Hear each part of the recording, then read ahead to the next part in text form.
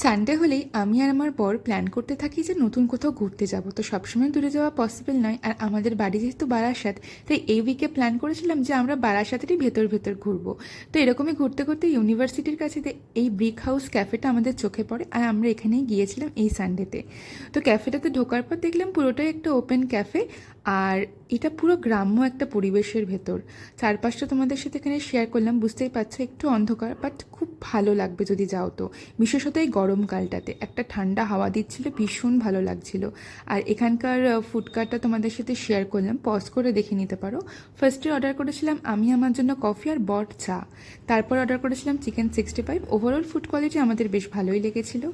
আর যারা বারাসাতে থাকো আর একটু অফবিট ক্যাফে পছন্দ করো, তো এই জায়গাটাতে আসতেই পারো, বেশ ভালোই লাগবে। আর বিশেষত আরও বন্ধুবান্ধব নিয়ে আসলে বেশি মজা হবে। তো ভিডিওটা কেমন লাগলো জানিও, ভালো লাগলে লাইক, কমেন্ট, সাবস্ক্রাইব। বাই।